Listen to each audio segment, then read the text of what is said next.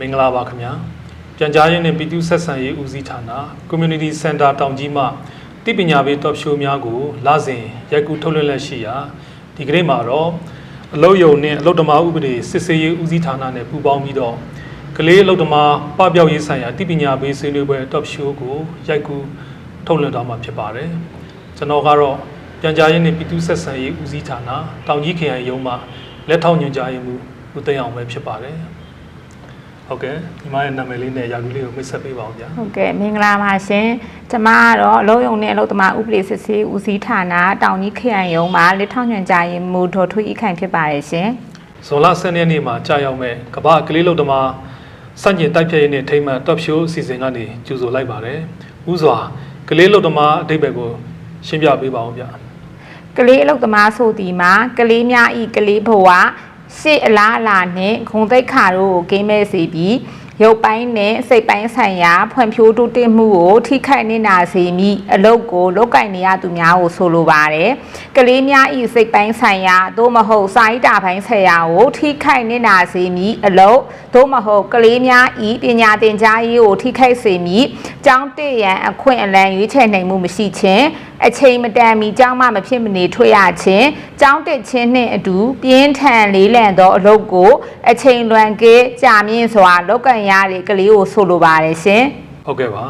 ဆက်လက်ပြီးတော့အလုပ်လုပ်တော့ကလေးရဲ့အဓိပ္ပာယ်ကိုလည်းရှင်းပြပြပါအောင်ဗျအလုပ်လုပ်တော့ကလေးဆိုတာကတော့ကလေးတငယ်များအနေဖြင့်နေအိမ်တွင်၎င်းမိသားစုဖိုင်လည်းအလုပ်ခွင်တွေ၎င်းမိသားစုဖိုင်စီးပွားရေးလုပ်ငန်းတွင်၎င်းလောက်ကင်ခြင်းသို့မဟုတ်အခြားဝယ်မပီတော့အလုပ်အကံအမျိုးအစားများဖြစ်တဲ့ကျန်းမာရေးသို့မဟုတ်ဖွံ့ဖြိုးတိုးတက်ရေးကိုထိခိုက်အန္တရာယ်ဖြစ်ဖွယ်ရာမရှိတော့အလုပ်အကံမျိုးကိုလောက်ကင်ရတဲ့ကလေးမျိုးကိုဆိုလိုပါတယ်ရှင်ဟုတ်ကဲ့ပါဆက်လက်ပြီးတော့ဘယ်လိုခိုင်းစေမှုမျိုးကအဆိုးရွားဆုံးပုံစံဖြစ်ကလေးလုပ်သမားခိုင်းစေမှုရောက်ပါတယ်လေဗျအဆိုးရွားဆုံးပုံစံဖြင့်ကလေးလုပ်သားခိုင်းစေခြင်းဆိုင်ရာ ILO ပြဋ္ဌာန်းချက်အမှတ်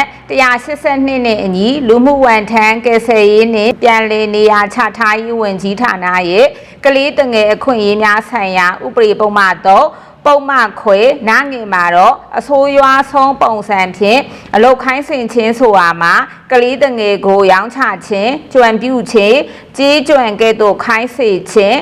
ကြီးပိုင်ကြွံပိုင်ပြုလုပ်ခြင်းလူကုန်ကူးမှုကျူးလွန်ခြင်းကျွေးမိဖြင့်နှောင်ဖွဲ့ခိုင်းစေခြင်းလက်နက်ကင်ပြိပခတွင်တုံးချရန်အထမသို့မဟုတ်မလုံမနေရစုဆောင်းခြင်းအပါအဝင်အထမအလုတ်ခိုင်းစေခြင်းသို့မဟုတ်မလုံမနေရခိုင်းစေခြင်းပြည်တံအစာပြုလုပ်ခိုင်းစေအတွေ့ဖြစ်စေကလေးလူငယ်ညဉ့်ညမ်းပုံပြုလုပ်ဖြန့်ဖြူးခြင်းပြုရေးအတွေ့ဖြစ်စေညဉ့်ညမ်းပုံပြသတရုပ်ဆောင်ရေးအတွေ့ဖြစ်စေကလေးတငယ်ကိုသွေးဆောင်ဖျားယောင်းခြင်းဝယ်ယူခြင်းအသုံးပြုခြင်းသို့မဟုတ်ကမ်းလှမ်းခြင်းမူရည်စေဝါထုတ်လုပ်ရေးနှင့်ကူတန်းရောင်းဝယ်ရေးအပါအဝင်မူရည်စေဝါတရားမဝင်လောက်ကင်ဆောင်ရွက်မှုများအတွေ့ကလေးတငယ်ကိုသွေးဆောင်ဖျားယောင်းခြင်းဝယ်ယူခြင်းအသုံးပြုခြင်းသို့မဟုတ်ကမ်းလှမ်းခြင်းလောက်ကင်သောအလုပ်တဘာဝနှင့်အခြေအနေများအရာကလေးလူငယ်ဤကျမ်းမာရေးဘေးအန္တရာယ်ကင်းရှင်းရေးသို့မဟုတ်အကျင့်စာရိတ္တကိုထိခိုက်ပြပြစေသောအလုတ်ခိုင်းစေခြင်းတို့ပါဝင်ပါတယ်ရှင်ဟုတ်ကဲ့ပါဆက်လက်ပြီးတော့ကလေးလုပ်သမားဖြစ်ရတဲ့အကြောင်းရင်းတွေကိုလည်းဆက်လက်ရှင်းပြပေးပါဦးဗျကလေးလုပ်သမားဖြစ်ရတဲ့အခြေခံအကြောင်းတရားတွေကဆင်းရဲနှံပါမှုလူဦးရေများပြားမှုအခြေခံပညာနိုင်ပါမှုနဲ့စေရိုးဆွဲလူမှုဓလေ့ထုံးစံများလက်ခံကျင့်သုံးနေမှုတွေပဲဖြစ်ပါတယ်ရှင်ဆက်လက်ပြီးတော့လည်းပဲကလေးလုပ်သမားများအတွက်အကာအကွယ်ပေးထားတဲ့ဥပဒေများကိုလည်းရှင်းပြပေးပါအောင်ဗျ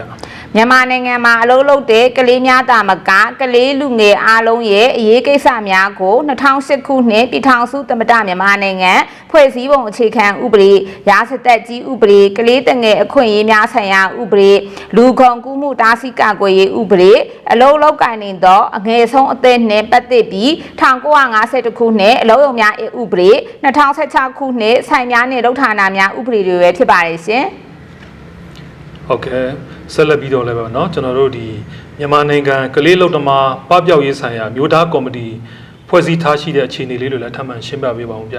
မြန်မာနိုင်ငံကလေးလုပ်သမားပပျောက်ရေးဆိုင်ရာမြို့သားကော်မတီကိုအမိန့်ကြော်ညာစာများဖြင့်အကြိမ်ကြိမ်ပြင်ဆင်ဖွဲ့စည်းခဲ့ပြီးယခုလက်ရှိမှာက ပြည်ထရေးဝန်ကြီးဌာနပြည်ထောင်စုဝန်ကြီးမှဥက္ကဋ္ဌအဖြစ်ဦးဆောင်၍အဖွဲ့ဝင်38ဦးဖြင့်အလုတ်သမားဝန်ကြီးဌာနပြည်ထောင်စုဝန်ကြီးမှဒုတိယဥက္ကဋ္ဌအဖြစ်၎င်းအလုတ်သမားဝန်ကြီးဌာနဒုတိယဝန်ကြီးမှအတွင်းမှုအဖြစ်၎င်းအလုတ်ယုံနှင့်အလုတ်သမားဥပဒေစစ်ဆေးဦးစီးဌာနညွှန်ကြားရေးမှူးချုပ်မှတွဲဖက်အတွင်းမှုအဖြစ်၎င်းပါဝင်ဖွဲ့စည်းထားပြီးလုပ်ငန်းကော်မတီရှိရက်တွင်သက်ဆိုင်ရာဝန်ကြီးဌာနများမှဒုတိယဝန်ကြီးများက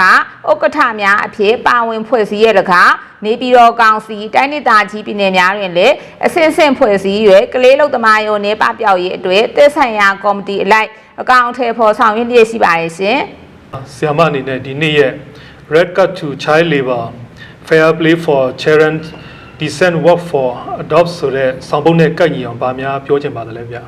ကလေးလုပ်သမားပပျောက်ရေးအတွက်ကလေးတွေကိုအလုံးမခိုင်းစေခြင်းတစ်ခုတည်းနဲ့မလုံလောက်တဲ့မိသားစုဝင်ငွေတိုးတက်စေရေးလူကြီးတွေအတွက်တင့်လျော်တဲ့အလုပ်အကင်ခွင့်လန်းများဖန်တီးပေးရန်လိုအပ်ပါတယ်မိဘတွေနဲ့အရွယ်ရောက်ပြီးသူတွေအလုပ်အကင်ခွင့်လန်းရရှိပြီးတည်ငြိမ်သောဝင်ငွေရှိလာမယ်ဆိုရင်မိသားစုစားဝတ်နေရေးအတွက်ကလေးတွေကိုအလုတ်ခိုင်းစေလိုတဲ့အခြေအနေရောနေသွားမှာဖြစ်ပါတယ်။ဒါကြောင့်ကလေးလုပ်သမားပပျောက်ရေးကိုထိရောက်စွာအကောင့်ထဲပေါ်နိုင်ဖို့လူကြီးတွေအတွက်အလုတ်ကိုင်းဖန်တီးပေးခြင်းနဲ့အသွင်မဝမ်းချောင်းအခွင့်အလမ်းများတိုးချဲ့ပေးခြင်းတွေကအရေးကြီးသောလုပ်ငန်းစဉ်တစ်ရပ်ဖြစ်တယ်လို့ပြောချင်ပါတယ်ရှင်။ဟုတ်ကဲ့ပါဒီနေ့မှာတော့အလုတ်ယုံနဲ့လုပ်သမားဥပဒေစစ်ဆေးရေးဦးစီးဌာနနဲ့ပူးပေါင်းပြီးတော့ကလေးလုပ်သမားပပျောက်ရေးဆိုင်ရာတိပညာပေး top show ကိုရိုက်ကူးထုတ်လွှင့်ပေးခဲ့တာပဲဖြစ်ပါတယ်။နောက်နေ့တွေမှာလည်းပဲဘယ်လိုစိတ်ဝင်စားစရာကောင်းတဲ့အကြောင်းအရာတွေကိုရိုက်ကူးထုတ်လွှင့်သွားမလဲဆိုတာ Community Center တောင်ကြီး Facebook Page နဲ့